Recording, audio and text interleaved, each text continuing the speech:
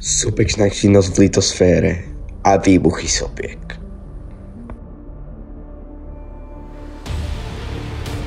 Sopky sú jedným z najúžasnejších a najdesivejších prírodných úkazov na Zemi.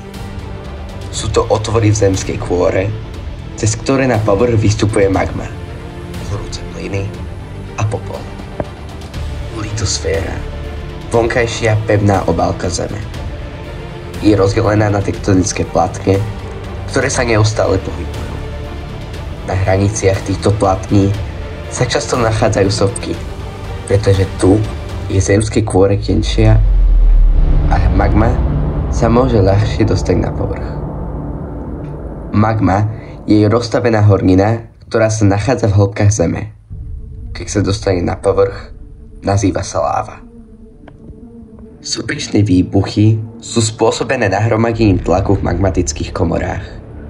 Plyny rozpustené v magme spôsobujú jej expanziu, čo vedie k výbuchom.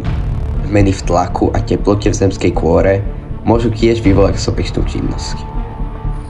Hlavnými častkami sopky sú sopečný kužel, magmatický krb, magmatický komín a kráter, cez ktorý vyviera láva. Sopky zohrávali dôležitú úlohu v histórii Zeme. Mnohé ostrovy a kontinenty vznikli v dôsledku sopečnej činnosti. Sopky však môžu byť aj zdrojom veľkých katastrof. Erupcia sopky môže spôsobiť zemetrasenia, tsunami, zosuvy pôdy a znečistenie ovzdušia.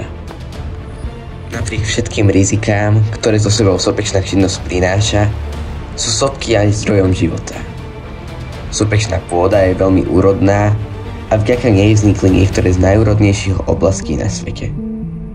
Teplo z útrob Zeme, ktoré sa uvoľňuje v blízkosti sopiek, sa využíva na výrobu elektriny a vykurovanie. Aj keď sa väčšina sopiek na Slovensku považuje za vyhasnuté, ich stopy môžeme nájsť všade okolo nás.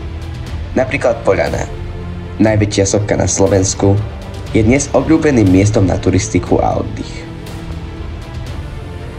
Sopky sú fascinujúce prírodné úkazy, ktoré nám pripomínajú, aká dynamická je naša planéta.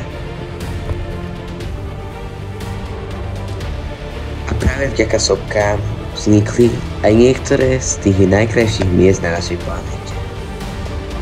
Útvary z vyvretých hornín by bez sopiek nikdy neexistovali.